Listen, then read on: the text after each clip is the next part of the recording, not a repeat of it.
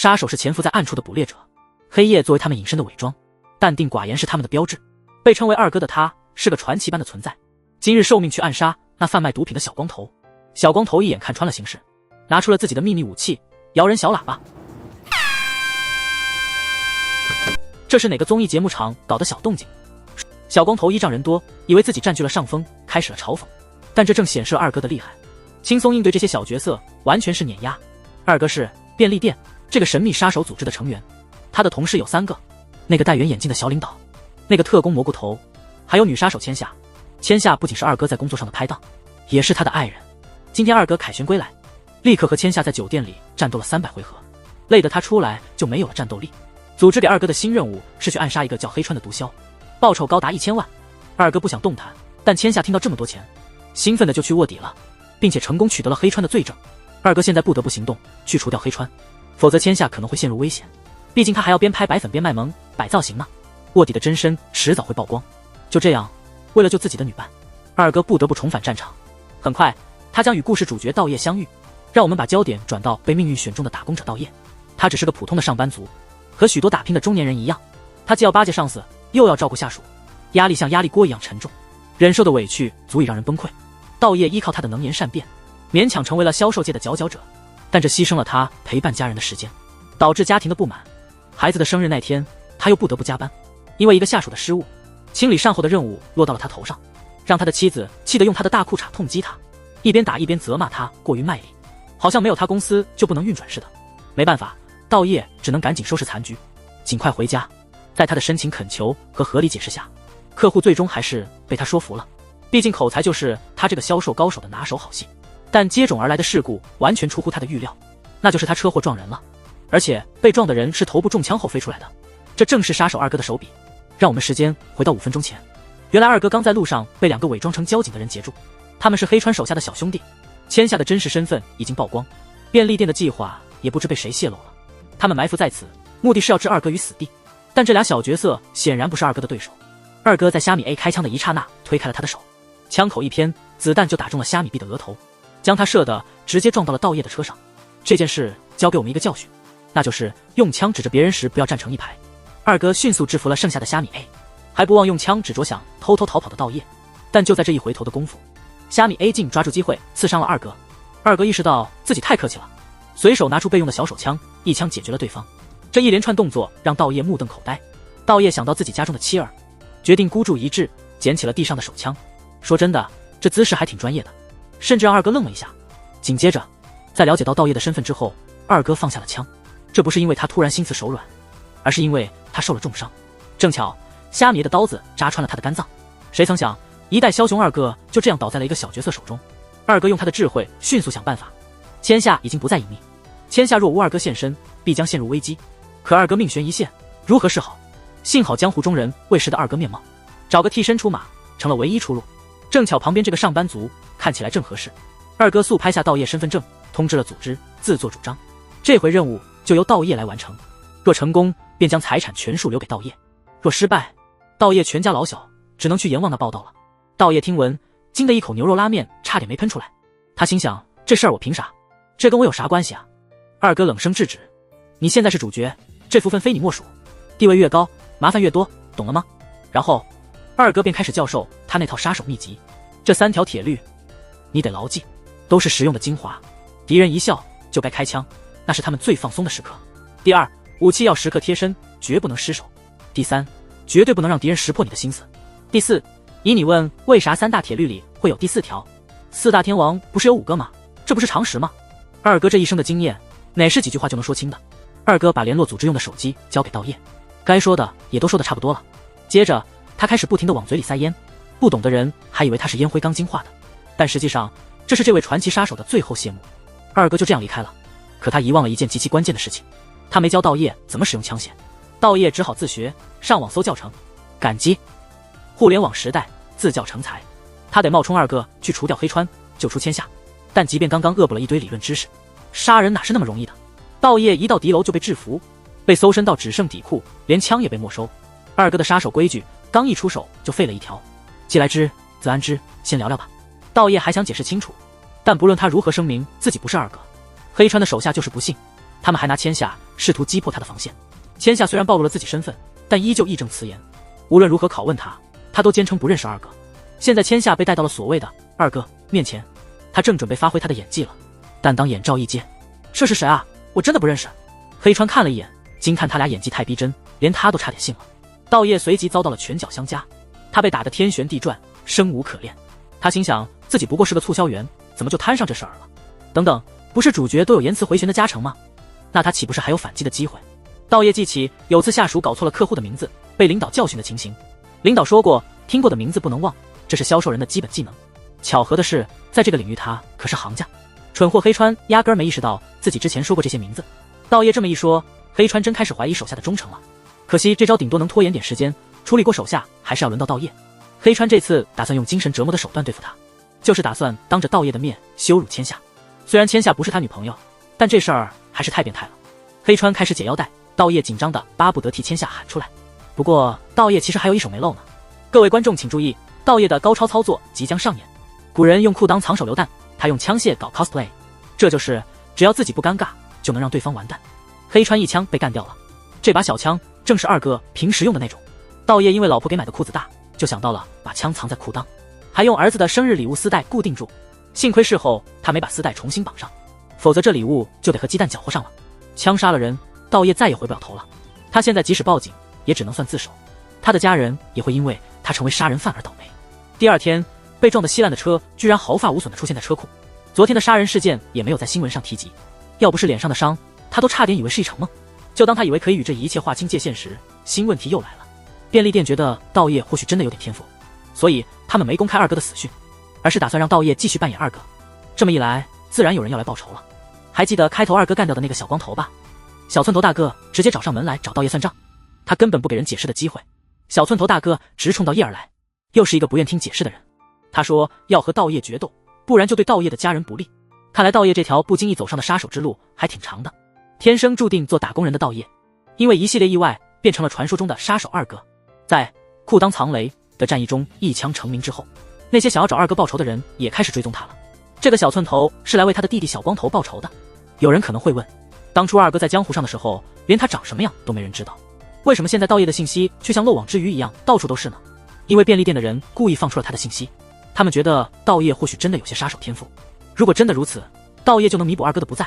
所以这场与小寸头的决斗是便利店对道叶的一次测试。道叶虽然不想要这份福气，但小寸头威胁到了他家人的安全，他每晚都做噩梦，于是想出了一个办法，他想让妻子和孩子去远一点的地方旅游。妻子一听这话，心里有些疑惑，这是想支开我吗？这又是什么奇怪的借口啊？看来让妻子离开的计划行不通，道叶只能时刻提防，小心翼翼。过了10几天，却意外的平静无事。道叶都快被这焦虑烦死了，心想要动手就快点，别磨磨蹭蹭的。直到万圣节过后的第2天，道叶身上的杀手任务进度条终于有了新的动态。公司里突然出现了一个意外的访客，道叶的小弟们仿佛看到了八卦，眼睛都亮了。哎，这位长得壮实的居然也有小秘密，而且对象还是一个大美女。千夏这次来是给道叶送来了一个储物柜的钥匙，里面放着一整套杀手装备，这些都是为了和小寸头的决斗准备的。虽然道叶还在犹豫不决，但他突然接到了匿名发来的偷拍他家人的照片，吓得他立刻冲回家。果然家里发生了不得了的事。这是什么操作啊？用万圣节面具吓人是想治低血压吗？那之前发来的照片到底是怎么回事？原来一个假扮成维修工的人进了他家，那个人就是小寸头。偷拍照片只是个警告，小寸头在告诉道叶，今晚12点决斗如约而至，谁不到场谁就是胆小鬼，下辈子就去印度转世，整天嗡嗡作响。情况已经到了这个地步，为了家人的安全，道叶别无选择。千夏为他准备的装备里有二哥的黑衣服、黑裤子和黑色发胶，还有一袋焦黑的烤地瓜，全副武装就绪。他甚至有种自己变强了的错觉。我觉得你换个光头发型，说不定会更厉害。按照小寸头画的地图，道叶找到了决斗的地点。这手绘地图还挺有趣。面对杀气腾腾的小寸头，道叶现在能依靠的只有二哥传授的杀手守则，这经验对他当销售的时候很有用。天哪，这2本教程居然相互矛盾。道叶试着解释说他不是二哥，这却让小寸头更加愤怒了。没办法，他只能用处理顾客的招数了。先道歉，等对方平静下来再慢慢沟通。这一招真的奏效，小寸头渐渐被打动了，开始回忆起和弟弟的种种往事。所以我就更不能放过你了。哎，这招反弹回来，伤到自己了。没办法，道叶只好尽量把局面往有利于自己的方向引。他作为话术高手，胡说八道一套一套的，说起来比拉肚子还流畅。那是个天气晴朗的下午，我原本要干掉你弟弟的，但他身上散发的坚定信念感动了我，所以我决定给他一个机会。我们公平对决，你弟弟是荣耀的战死了，他真是个汉子。小寸头听后泪如雨下，说作为哥哥的他也不能示弱，他也想用同样的方式和道业较量一下，这不是正中下怀吗？道业这番话就是为了避免近身肉搏或者遭暗箭。那么决斗的规则是这样的，枪放桌上，定时3分钟，闹钟一响，动作快的人就赢了。道业慷慨地提出自己可以先退一步，手插口袋里，小寸头却不同意，说要公平，手插口袋他也得插，较量就得公正无私。哈，看吧，又中计了。道业这样说是因为他口袋里藏了东西，就是那个秘密武器，让大家把手枪宝宝这4个字打出来。道业面临2个选择，是按规则来还是走捷径。虽然只要他现在开枪就能赢，但对面的小寸头真是顽固，让他都有点不忍心暗算这个69岁的老人了。道业内心的纠结被脸上的表情出卖了，然而这一连串难以描述的表情被小寸头误会了，这是什么跨界的商业级聊天啊？既然如此，小寸头也决定动摇一下道业的决心，他再次以道业家人的性命做威胁，这下彻底触到了道业的底线。你多说那句是什么意思呢？话多总是反派的致命伤。道业决定心一横眼一闭，想着今天就不要脸了，来个下三滥。来吧，手枪宝宝。实际上便利店的人早就在附近守着，一方面检验道业的实力，另一方面准备在关键时刻出手相救。我们干下这个小可爱除了会之外，业务能力也超强。没想到道业竟然自己就解决了战斗。千夏觉得自己发现了宝藏，死缠烂打，非要和他搭档。另一边，便利店也把受伤的小寸头带走了。为什么没直接了结他？因为组织还有问题要问他呢。内部有计划泄露，二哥才会命丧黄泉。审问小寸头或许能挖出线索，但留下活口总归是隐藏的风险。不料卧龙和凤兄弟突然出现，他们除掉了便利店的看守，并放跑了小寸头。他们提出了条件，必须让小寸头去干掉二哥。就这么在一个阳光灿烂的假日，一场刺激的混战从一大早开始了。千夏还是纠缠着道业要和他组队，可是突然有个大美女出现在床边，这要是让老婆看见可怎么办？正好老婆最近在看杂志，发现里面写的出轨男的迹象，道业竟然符合好几条。接着就是一阵猛烈的质问，还好千夏动作快，躲得及时。老婆突然查岗，手机检查是必须的，结果真是太巧了，道业的一个后辈发信息来，差点害了他。道业急忙装出有急事，匆匆离家，走后赶紧删掉那条信息。本来好好的休息日就这么被搅和了，可更糟糕的事情还在后头。便利店传来了坏消息，受伤的小寸头已经逃跑了，并且直奔道业家而去。道业急匆匆地赶回家，但还是迟了一步，家里一个人也没有。小寸头只留下了一句话，要想救老婆就得去之前的决斗地点。道业赶到那里一看，果不其然，一个戴万圣节鬼面具的女人被绑在椅子上。哎，怎么又是这张怪异的面具啊？这存在感也太强了，怎么就绑了老婆儿子呢？揭开面具，真相大白，绑的人搞错了，是千夏不是老婆。道业之前急匆匆地出了门，老婆觉得道业有问题，肯定是装的，带上儿子打扮成狼外婆跟踪道业。千夏在家里自在享乐，他觉得好玩就穿上了老婆的衣服，还戴上了面具，结果小寸头来了。千夏其实能轻松打败受伤的小寸头，但他就爱闹，想看看道业的表演。现在小寸头又想和道业决一死战，说是想报仇，一枪打死不就结了？但他偏要坚持自己固执的做法。行吧，这次手枪被没收了，没有计时，也不让双手插兜了，这是真正的实力对决，公平决斗。道业在脑海里反复回想二哥的杀手手册，他回忆起第22条规则，说是人会先动嘴角再动手，所以决斗时要盯紧对手的嘴。好，就边躲边射，见机行事。这一枪让小寸头的伤口再次开裂，道业趁机一枪爆头，给小寸头致命一击，射得真准。道业确实有当杀手的天分，做杀手就要先发制人，否则就是自己没命。即使没有二哥的指点，道业也意识到了这一点。他作为一个普通人，第一次见到二哥就敢跟他对枪，正是这种勇气让二哥认识到了他的天赋。这样一来，和小寸头之间的恩怨就画上了句号。道业应该回去轰轰他的老婆了，老婆不是去跟踪他了吗？但因为儿子要上厕所，他就没跟上，所以他根本不知道道业背后是个杀手。现在道业让晚辈帮他撒个谎，说他在加班，条件是晚辈得给他介绍个可爱的千夏小姐。但道业的麻烦还没完，便利店后来发现了决斗现场被人安装了摄像头做直播，是救小寸头的卧龙凤兄弟搞的鬼。现在全世界都将目睹道业精彩的击杀瞬间，他的二哥身份也就公开了。看来他得继续演这出戏了。想要二哥命的人有2种，一种是爱报仇的，另一种是内部争斗想搞事的。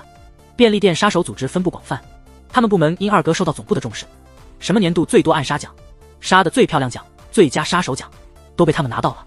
二哥非常受欢迎，他即将晋升为影级杀手，就是总部的精英杀手。你们这些影不会还分火水风土雷属性吧？总之因为这恶性竞争，许多便利店分部都嫉妒二哥，盯上了他的命。如今这风险全都落到道业头上了，他因此愁得吃不下睡不着。他老婆认为这是工作的压力，于是安排全家去游乐园放松放松。道业也真能享受，一到游乐园就开心的不得了，就挑那些限制身高1.2米的游乐设施。他自己是玩得开心，可他儿子在一旁等得都快怀疑人生了，在想我们俩谁才应该坐在儿童餐桌上呢？就这样，道业度过了成为杀手以来最轻松的一个早晨。但好景不长，问题很快就会出现。午饭时间到了，看到一个凶巴巴的家伙直直的冲他来了。啊，你是徐江吗？你怎么跑到日本来了？这位徐江正是冲着二哥来的，他试图拿枪威胁道业的妻儿，结果道业凭本能反应掏出了儿子的玩具枪，动作太快，把徐江都吓了一跳。双方都后退了一步，决定找个没人的地方决一胜负。道业又翻看起了二哥传授的杀手规则，但徐江看起来确实很凶，道业找不到任何突破点。就在这时，他听到了一个熟悉的声音：千夏小姐姐，你真是无处不在。千夏这时提供了一个关键信息，原来道业掏玩具枪的时候，徐江其实很慌，所以他可能只是长得凶，实际上并不怎么样。道业的心绪渐渐冷静下来，他注意到徐江的目光不停地四处飘忽。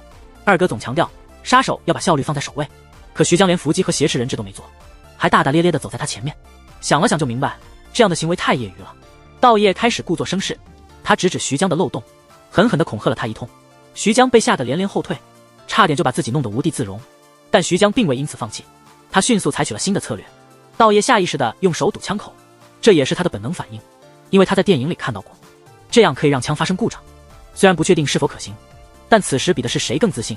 徐江仅剩的勇气又被吓走了一些。道业抓住机会掏出手枪，宝宝想要结束战斗，但没想到徐江竟然是个模仿高手。这是什么动作？你俩是要牵着对方的枪跳支华尔兹吗？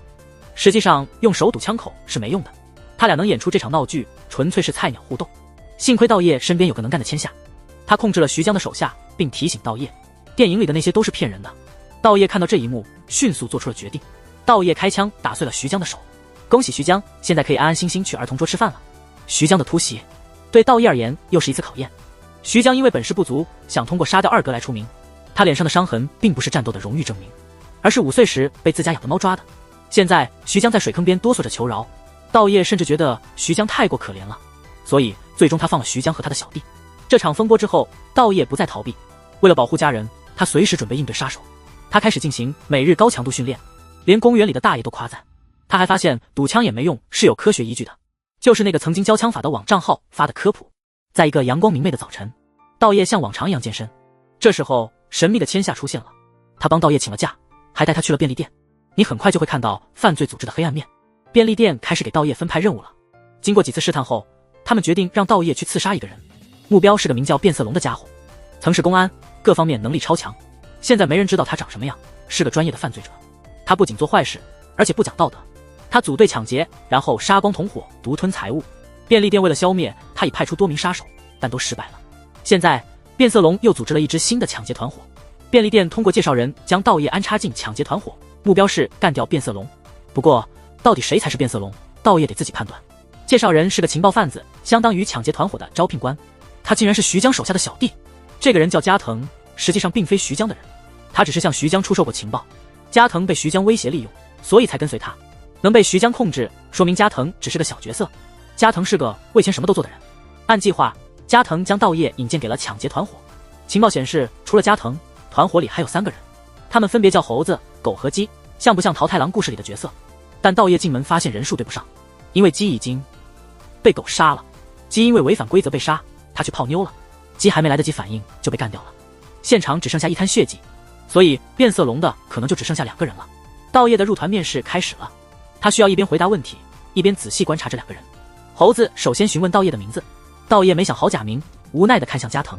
加藤查是个搞笑艺人的名字，起这名就好比2人一个叫郭德，一个叫刚，然后加一块蹦起来都打不着张鹤伦膝盖。名字虽然取得没什么特色，但他们的名字也不怎么样。于是面试进入了下一轮问题。猴子说了，这个团队为了避免麻烦，只招募独行侠。道业必须说明自己是否属于任何组织，否则狗已经准备好把手里的烟换成枪了。道业不能透露自己是便利店的人，这个问题真是够棘手的。完全否认的话又太假，道业得想个2全其美的办法。就在这紧要关头，道业的手机响了，来电是他的后辈。道业本来就不打算提便利店，这下后辈的电话添了堵，这电话来的也太不是时候了。道业的气得直冒烟。猴子和狗子完全误会了电话中的便利店这个词。道业知道面对他们疯狂的追问，再解释也没用，索性就应上了。黑道上谁不知道道业二哥的威名？道业大大咧咧说出了自己的来头，对手一时间竟然没辙了。道业趁势施压，直言自己此行的目的是来干掉变色龙的。他开始倒数10秒，数到谁就得死。这样做是为了观察两人的细微表情变化。当然，道业早就暗中准备好了枪。这10秒钟异常缓慢。道业二哥的名头果然不是吓唬人的。猴子和狗子都不敢有任何鲁莽行动。猴子表面看似镇定，狗子却急得像徐江的翻版。时间终于到了，结果道业毫不犹豫地干掉了波澜不惊的猴子。道业这么判断有2个理由：一是变色龙曾是公安的精英，所以这种场合他应该能做到临危不乱；二是道业捕捉到了猴子触碰扳机的瞬间声音，下一步就靠本能反应了。这个速度和准确度，道业真应该去玩电子竞技。我要是有他1成的本事，就不会天天跟垃圾桶作对了。变色龙终于被干掉了。加藤在一旁观战后掏出了枪，打算把狗子也干掉。道业本不想多杀人，但加藤觉得不能留活口。一看加藤的动作流畅，就知道他绝非等闲之辈。第二天，加藤出现在了便利店总部办公室。白发老大热情地向大家介绍了加藤，他是那个传说中影子组织的顶尖杀手。道业这下可能真要升职了，他的杀手生涯看来没完没了。道业这个半路杀手，凭借几次意外成功，已经快要变成组织里的优秀干员了。看来他想退出杀手行当不太容易了，他也只好开始了解一些枪械知识。今天学的是全金属弹头打墙容易反弹，这个知识用好了可以帮你成为射击高手。这些都是从网络视频上学的，怎么一不小心就看到家政夫3田园去了？大数据算法总是这样让人跑题。道业除了当杀手，还得搞定家里和工作上的烦心事。家里新出的状况是他儿子看网红推销后，非要那种同款方便面，那方便面火得不行，网上黄牛炒到5000一碗都买不到。道业只能哭笑不得，人们真会玩，搞到方便面成了道业的一个大任务。下个任务是要哄好公司里的2位大佬，一个是后辈，一个是上司。他们俩都念念不忘只见过1次的千夏，都想让道业帮忙牵线。千夏根本不想理他们，但那个后辈还真能干，居然约到了要排2年的高档餐馆，这可迎合了爱钱的千夏。就这么着，千夏和那位后辈约定了这次吃饭。牵线搭桥成功了，但道业开始担心起来，他怕千夏喝多了把他的杀手身份给说出去怎么办。约会那天，道业伪装自己跟在他们后面。大兄弟，你能再明显点吗？想成为现代版的福尔摩斯啊？你下次可别跟着游戏里学跟踪技巧了。路口一阵混乱，吸引了道业的注意，竟是那网红方便面突然开摊卖了。为了孩子的愿望，道业冲了过去，试图买到，结果没抢到。回头一看，后辈和千夏都不见了。这就是倒霉中年人的日子，连吃的都得准备2份。就在这短短时间里，出事了。几个黑衣人竟然当众绑架了千夏和后辈。这些人到底是谁呢？得说说便利店的内部争斗。组织架构调整，2个部门合并，这2个小头头只能争一个位子。双方就是道业的部门和大下巴的队伍。大下巴带领的那队，上级刺杀变色龙任务时，大下巴那边也派出了杀手。杀手是那个沉迷篮球被干掉的鸡哥。加藤这位影子杀手潜伏其中，是来评估双方实力的。他觉得道业这边更厉害，才练了2年半的鸡哥还不够看。大下巴一听这话，气得下巴都快掉了，于是他就派人去绑了千夏，目的是为了逼问出杀手2哥的弱点，好干掉他。后辈只是不幸被捆绑的无辜者，但这也显示出大下巴他们内部已经乱作一团。因为便利店通常不会把外人牵连进来，除非别无选择。道业看到上层的争斗已经激烈到这个地步了，他只能快点行动去救这2个人了。这次便利店特地给他配备了全金属弹，之前学的知识马上就可以派上用场了。通过干下手机的 GPS 定位，道业找到了他们被囚禁的仓库。他需要确保人质安全，还得避免后辈认出他，这可是一个艰难的挑战。他们甚至点燃了炸弹引线，不好好学数学，就是现在这样装逼都不行。道业思考时不小心发出了声响，既然被发现了，那就干脆正大光明的出现，想用2哥的名声吓唬对方。结果对方人多势众，直接给道业来了几枪的欢迎。幸好他反应迅速，不然就真得去见2哥了。道业现在躲在死角里，一露头就会被压制。有什么法子能扭转局势呢？这不就要用到之前学的小技巧了吗？让子弹反弹击中敌人。但即使道业再聪明，这招也不容易成功，这比台球技术还难。他尝试了好几回，开始敌人还没明白道业在做什么，还嘲笑他，直到道业的子弹绕了个弯击中了一个，那些吹牛的家伙全慌了，瞬间逃之夭夭，比闻到臭味的苍蝇还快。道业急忙用灭火器扑灭了炸弹引线，这场危机终于惊险的解除了。只是在扑灭火时，那几个人差点被熏得半死，所以别随便玩灭火器，孩子们千万不要模仿啊。道业原以为自己会被后辈识破，没想到完全没这个必要。还有个意外之喜，后辈竟然给他弄来了网红方便面。他终于把家庭和公司的问题都处理妥当了。但杀手的生活哪有空闲时，新任务马上就来了。与大下巴的竞争已经进入了白热化阶段，所以便利店的高层决定要亲自介入了。一个任务摆在前面，完成的一方将成为新部门的领头羊。蘑菇头带着点神秘气息掏出了一个箱子，箱子里竟然是他亲手绘制的故事书。这是怎么了？变成上演外国电影了，还发了一堆麦芽糖。这像是孩子们集体去庙会的场面。说起来，5年前便利店有个名叫老关的干部背叛了组织，携款潜逃，被抓住后，本来计划严厉处理他，但考虑到他性格温顺好控制，又很懂得赚钱，所以组织给了他一个生存的机会，那就是在5年内为组织赚回50亿。现在5年的期限正好到了，但老关看起来并没有准备好履行他的承诺，所以2个分部的任务就是去向老关收回这笔钱，谁先完成，谁就能成为新部门的领导。就这样，大下巴派出了3名得力干将，道业和千夏也一起出发了。那么如果一切顺利的话，意外也应该快到了。到达目的地的时候，蘑菇头突然发现忘了带到叶的备用子弹，只好用备用的枪来应急了。道业这边几乎是空手而来，而大下巴那边的情况也不怎么样。他们队伍中的长发哥突然变节，杀了另2个人。原来他早就被老关收买了。老关知道便利店派人来要钱，所以用高额报酬诱惑了长发哥。不幸的是，到叶家里也出现了麻烦。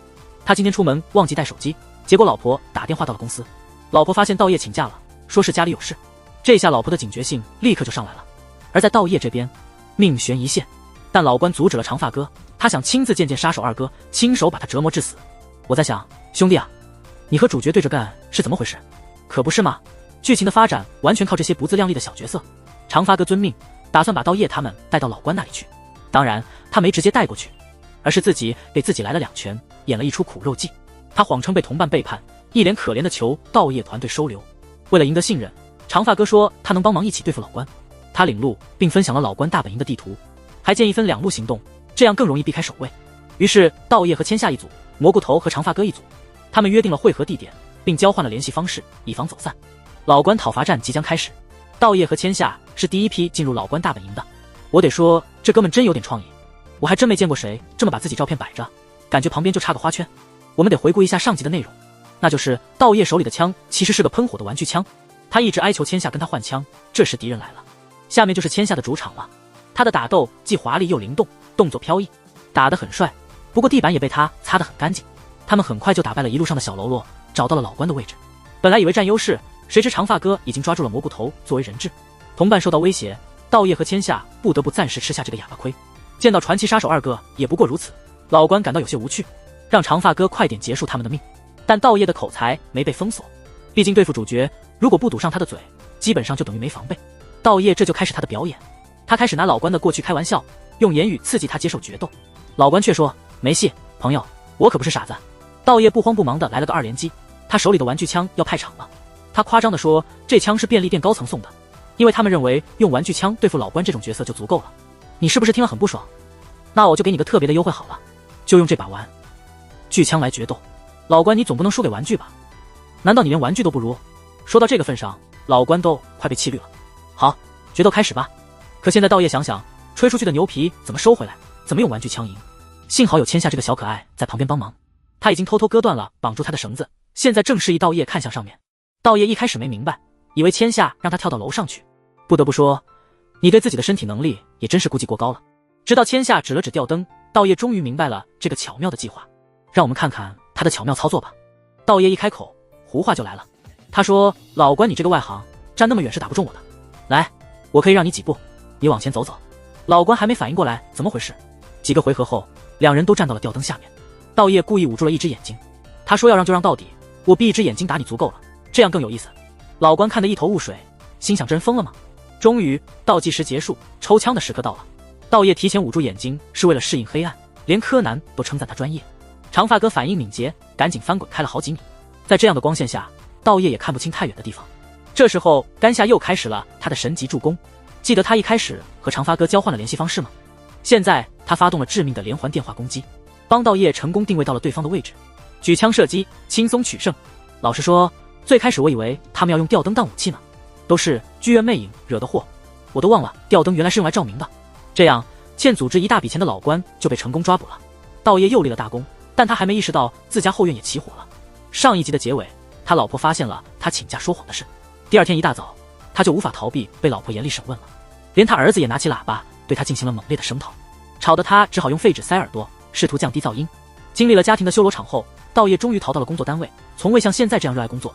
但这时便利店又送来了新的坏消息，原来大下巴在内斗中彻底败了，他开始失控疯狂，认为是道业的功劳挡了他的升迁之路。他决定报复，首先目标就是道业的老婆。幸好千夏提供了大下巴的位置，道业及时赶到了现场。接下来的硬碰硬的对决就是道业和大下巴的事了。可这是在繁忙的大商场，四周围满了看热闹的人，道业不敢在众目睽睽下开枪，他只能向人少的地方移动，边打边找机会。不一会儿，局势变得更加复杂，因为警察赶到了，原来是他老婆之前报的警。虽然千夏及时澄清了这是个误会，警察们虽然闲着，但还是决定来现场看看情况。这还是我头一次看到剧里的日本警察这么尽责。道业现在真的进退两难了，左边是发狂的大下巴，右边是警察，被谁抓到都麻烦。为了避免引起混乱，他连手枪都没办法用。没有选择的道业只好躲进了一个杂物间，但好运气总在不经意间降临。他看到眼前的塑料瓶、报纸和胶带，突然灵光一现，他迅速动手做了个小装置，成功的将大下巴引入了埋伏圈。机会是转瞬即逝的，他等到时机成熟，举起了装了马桶子、消音器的枪。这个自制的消音器是他之前给儿子的大喇叭做静音处理时的灵感，虽然看起来粗糙，但在紧要关头还是挺有用的。结果大下巴就这样领了离场大礼包。同时千夏正在和道业的老婆闲聊，千夏又开始调皮起来，提到道业最近的奇怪行为，他还挺兴奋的往火上浇油。哎呀，肯定是有外遇了，真是个渣男，得整整他。但道业的老婆却没接他的茬。老婆说他确实曾经怀疑过道业，但细想道业不像是那种背叛家庭的人，他最近的秘密一定有他的难处，所以老婆决定先睁一只眼闭一只眼，先装作不知情。他相信总有一天道业会向他坦白一切。听着这番真挚的话，千夏也没心情淘气了。道业决定豁出去向老婆认个错，他买了个小礼物，还撒了个谎说那天请假是为了挑礼物。这么差的谎言连小猫都不会信。没想到老婆竟然接受了，他说项链很漂亮，还说他相信道业。他真的选择了睁一眼闭一眼，继续假装被骗。遗憾的是道业没能听见老婆那一刻的真心话，他们虽然心中各有秘密，却依旧选择去信任对方。剧情虽搞笑，却不经意间让人感动，这大概就是家的温暖。飞刀哥曾是顶尖的影子杀手，背叛了组织，开始搅局，组织便派出了一个专门的小队来对付他。小队成员有道业、影子杀手加藤以及另外2名精英。飞刀哥不仅投掷小刀技艺高超，还有躲避子弹的绝技，他能凭肉眼判断子弹轨迹，轻松躲避，就像是游戏里能100%触发闪避技能一样。这就意味着枪械对他来说没什么用。几个回合下来，加藤也不幸被他击中一刀，如果不是穿了防刃衣，加藤可能当场就出局了。这场战斗以小队的全面败北告终。对于这种大量投掷小刀的战斗方式，我一直很好奇，他们平时得带多少刀，都藏哪儿了呢？难道一脱掉秋裤，小刀就哗啦啦全掉出来？这次惨败后，道业真是被飞刀哥的实力震撼到了，因此他开始更加刻苦的训练。老哥曾说，射击准确性依赖核心肌群的力量，于是道业每天苦练卷腹和平板支撑。天啊，他的自律让我都不好意思继续吃手里的炸鸡了。不止训练，道业最近的精神也绷得很紧。儿子跟他玩假装被枪打死的游戏，他不小心演得太逼真，他全神贯注的表演把孩子都吓傻了。就这样1个月匆匆过去，虽然飞刀哥暂时没有再找麻烦，但某天一件小插曲考验了道业的训练成果。午餐时，一个后辈不小心泼水溅到了一个金毛小混混身上，现在就看道业如何巧妙化解这场尴尬。他不经意间就展示了过人的风采，真是天生的主角。那金毛小伙见势不妙，吓得落荒而逃。没想到道业没多久又和这个小金毛有了碰面。便利店升级换代，搬进了新的大办公室，还招聘了新手下。原来这小金毛就是新来的实习生，可他虽年轻，脾气倒挺火爆，真是个小辣椒。金毛一不小心又撞到道业，结果又被道业给制服了。看他那样就知道还是老样子，没吸取上次的教训。这次便利店的人也不打算纵容这小金毛了。道业在部门里是个大红人，功劳颇丰。金毛一听到道业的名号，吓得当场就跪了。他马上变得服服帖帖，求道业收他为徒。但道业真不想搭理他，毕竟跟脑袋不太灵光的人打交道真是费神。道业这次来是因为便利店有新的任务要交给他。便利店和另一个帮派正争夺地盘，现在上头想要和平解决，他们希望道业这位大明星亲自出马，用钱去和对方交涉。这种任务其实用道业有点大材小用，所以组织就把金毛分配给他，把所有的杂事都交给金毛，道业只需出面撑场面。但道业心里想，真不太想要这个帮手，能退货吗？他担心带上金毛会拖慢自己的进度。这个任务对道业来说也有点棘手，他和帮派的交易定在第2天凌晨4点，但7点他还得赶往几百里外陪客户打高尔夫。上司反复强调，这个客户非常重要，绝不能得罪。而且对方对时间特别严格，绝对不能迟到。本来这个任务是给后备的，但因为和金毛冲突受伤了，所以道业又得出马收拾烂摊子。大明星也有烦恼，道业现在只希望交易能顺顺利利，好让他及时赶到下一个场合。但这一出发就不顺，对方根本不守时，竟然迟到了10分钟，整整10分钟。要是小猫咪打翻一个杯子才10秒钟，那这会儿已经能让60个杯子粉身碎骨了。道业气得不行，对方终于大摇大摆的来了，道业只想快交钱快走人。喂，你们知道你们让多重要的人在这儿白等吗？胆子不小。他这句话喊得道业都懵了，原来他真能把进度给拖延。幸亏道业的名头在江湖里还算响亮，道业一顿口才哄着威胁着，总算是没有让局势进一步恶化。不过这一耽搁，道业估计是赶不上去陪客户打高尔夫了，就算全力狂奔也至少要迟到半小时。这时候金毛站出来想要弥补过错，他以前在这一带飙车找捷径是他的拿手好戏，在他的带领下，汽车飞驰的像脱了缰的野马。道业终于就在最后一刻出现在客户面前。哎呀，这上次手机上的小猫咪壁纸真是太可爱了。接下来道业得费尽心机来讨好这位难伺候的客户，但这客户真是铁石心肠，道业怎么讨好都不见他面露微笑。道业着急了，想打个漂亮的球来取悦客户，结果却失误，一杆直接把球打进了树林，真是雪上加霜。这不是飞刀哥吗？真是时候不好，偏偏这时候来凑热闹。原来飞刀哥刚刚就埋伏在交易地点附近，道业离开后，他就动手干掉了人，抢了车跟了上来。幸好千夏发现了这辆车，及时赶来帮了道业的忙，道业这才逃过一劫。千夏不仅送给道业枪，还给他带来了他的皮夹克。这件衣服不光帅气，还能防刀。一挡，飞刀立刻没了劲儿，像牙签一样掉落。这飞刀哥不是便利店里的叛徒吗？他现在想要加入别的团伙，拿道业的命来作为投名状，所以现在道业准备和他一对一决一死战。我真搞不懂，你们怎么都这么固执？难道决斗是某种特别受欢迎的套餐吗？为何人人都想尝试一下？擅长百发百中飞刀技的他，明明更适合偷袭，加上道业在近身战上也并无优势，为什么偏要选择正面决斗呢？双方都做好了战斗准备，道业手持枪械，飞刀哥则握着他的刀，但他的姿势看起来有点奇怪，刀片放在腰间，这个角度并不适合投掷。道业细看，发现了一个奇怪的大红按钮，真想去按一按看会发生什么。道业紧张地思索着，他明白了，飞刀哥的刀可能是按下按钮就能弹出来的设计，让人猝不及防。道业有了对策，他穿着防刀衣，所以飞刀哥肯定会瞄准他的头部，只要提前判断出刀的弹道，就能及时将其击落。理论确立，开始装酷。结果飞刀哥的光头中枪，游戏结束。所以说明明可以稳赢，为什么非要选择正面决斗，自找麻烦？解决了一场麻烦，现在得去安抚那位火冒三丈的客户了。道业去捡球半小时未归，客户大哥快气炸了。幸好机智的千夏已经安排好了计划，他让金毛去挑衅客户，然后道业出现成为救星。没想到短短时间内，金毛就被道业以同样的方式解决了3次。这种情况真是似曾相识。如此一来，客户的态度终于缓和，危机算是暂时解除了。但是杀手的世界总是暗流汹涌，飞刀哥行刺道业是为了证明自己，成为某个组织的一份子，这意味着背后还有人对道业虎视眈眈。深夜，一个神秘人物出现在了名为加藤的影子杀手面前，一枪打得他的本体都消失了。不清楚加藤是否真的死了，但可以肯定的是，新一轮的风波即将来临。道业被调来追债，是因为那个老赖实在是太不讲理了，债务人居然敢拿枪指着债主，还理直气壮地说，我现在穷得叮当响，股市里亏了3亿，看你还挺得意的样子。过去二哥的名头至少还能吓唬人，可这家伙根本就不知道有个二哥。于是道业就开始给他普及知识。他说，虽然我现在看起来不咋地，但我背后的人脉那可是相当硬，要是你真敢动我，我背后的组织绝对不会放过你。这位哥们儿还算讲道理，听了这番话，给了道业一个下台的机会，就是玩一局俄罗斯轮盘赌，枪里只装1颗子弹，看看谁倒霉中枪。道业如果赢了，就能把欠款追回；如果道业不敢玩，对方就让他走人。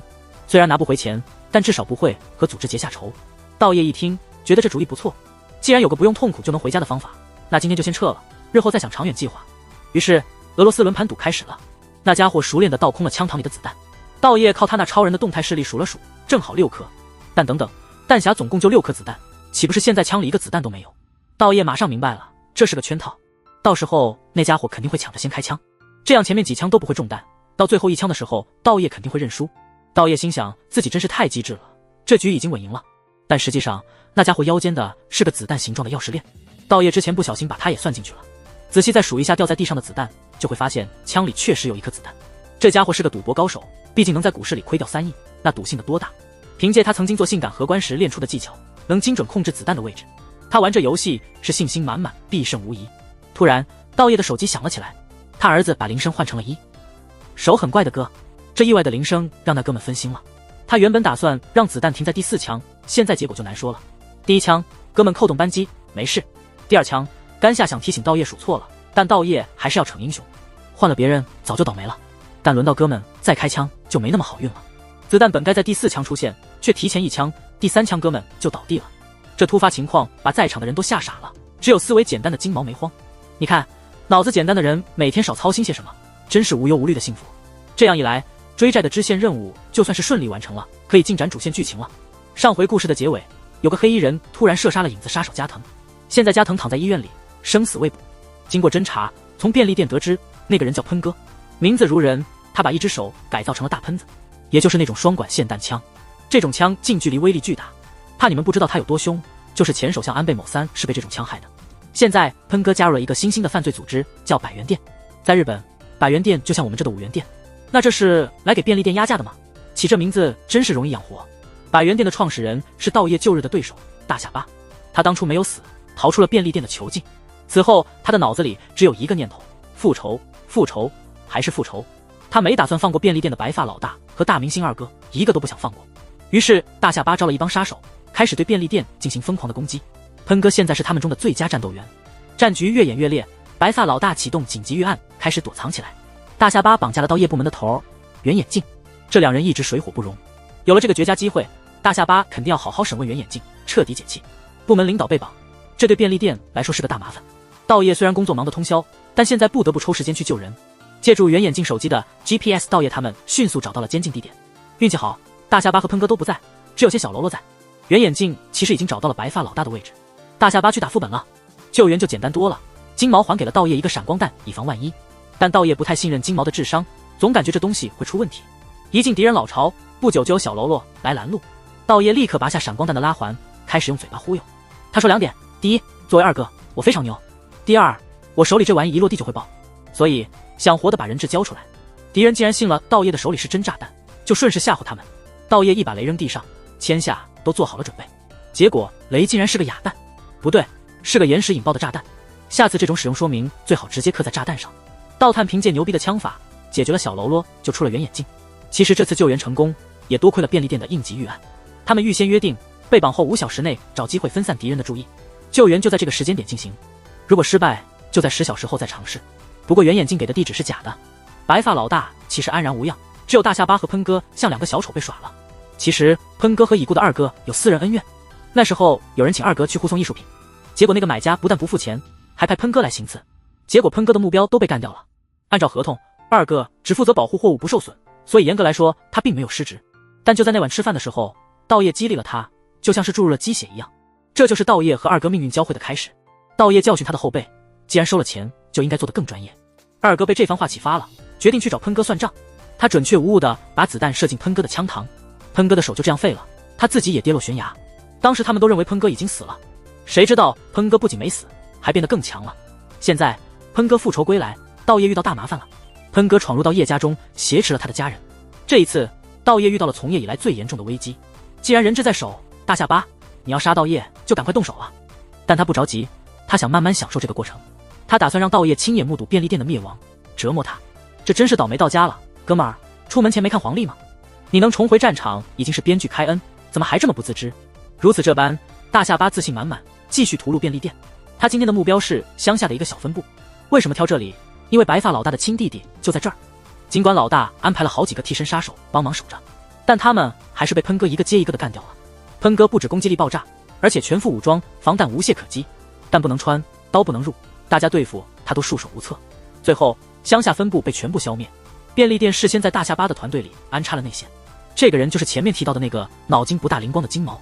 为什么选他？我猜可能是因为他是新手，大下巴不认识他，于是他立刻向上级报告了前线的战况。听说弟弟死了，白发老大终于忍不住心痛了。得知大下巴的动向后，道业也急了，想赶快救出自己的妻儿。道业和千夏没日没夜地赶往乡下。他原本以为影子杀手们能够压制住敌人，他自己到时候就去收尾，没想到刚到服务区就碰上了四处游荡的喷哥。仇人相见，道业气的眼珠子都快要蹦出来。但喷哥并没有认出这个模样的道业，他以为道业只是个会发狂的普通人。喷哥迅速掏枪，一气呵成地制服了道业。喷哥的准则是看谁不顺眼就干掉谁。喷哥动作太快，道业完全反应不过来。尽管他的手已经放在枪柄上，但还是慢了一步。幸好金毛及时出现，喷哥才没有对道业下手。金毛终于能说人话了，可以不再只是埋人的工具了。这次对峙给道业留下了深刻的心理创伤。另一方面，白发老大因为弟弟之死已经无法保持冷静，他知道弟弟的行踪只有内部高层知道，这暗示组织内部一定有叛徒。最可疑的就是圆眼镜，他被大下巴绑架过，没人知道他受刑时透露了什么。白发老大一怒之下朝他的腿开了一枪，圆眼镜痛叫着辩解自己不是叛徒，他说自己已经安排了卧底，一定能查出消息泄露的原因。但事实上圆眼镜并不是内鬼，问题出在大下巴团队里有卧底，真正的内鬼偷偷用藏着的手机发出了消息，转头却被白发老大击倒。原来这一切都是白发老大的计策，内鬼变成了真正的傻瓜。经过一番拷问，他揭露了大下巴基地的位置，机会终于来了，这是翻盘的好时机。但是便利店的人员伤亡惨重，没有人能对付喷哥了。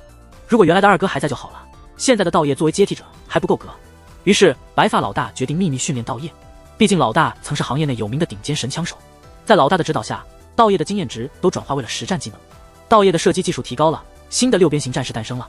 喷哥全身防弹，只有爆头才能击败他，同时还要避开他的霰弹枪，那东西是防弹衣都挡不住的。现在道业必须克服对喷哥的恐惧，只要保持冷静，他就无敌了。道业开始模仿二哥疯狂吸烟，感觉他是在试图呼唤二哥的灵魂回来。我说你这样不够虔诚，重要的仪式得做3遍，懂吗？剧情即将进入最后的团体战，想要出风头就得抓紧现在这个机会，全明星大乱斗就要上演了。援兵还在路上，道业他们先锋冲进了敌人的大本营，迎面几个小喽啰过来，道业就展示一下他的新技能。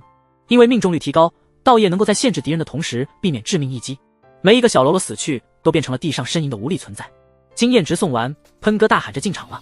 道业小队分2路行动，千夏和蘑菇头去解救人质，道业则在这里牵制喷哥。面对恐惧是说起来容易，做起来难。喷哥张开巨口向前冲，在道业眼中，他就像时速200英里的哥斯拉，被喷哥锁喉的痛苦记忆涌上心头。道业下得跑得比跑酷比赛中的猫咪还要快。圆眼镜看到这情况，递给道业最后的助力，一件秘密武器。通常这样的道具都是用来逆转局势的。决战的情况我们稍后再说，现在先来看看人质区域的紧张局势。金毛这个卧底这段时间确实变聪明了，他竟然学会了编造谎言来骗过看门的敌人，他还帮着双方传递消息，确认各自的安全。但遗憾的是，他很快就被大下巴发现了。大下巴要他证明自己不是背叛者，让他像一对母子开枪。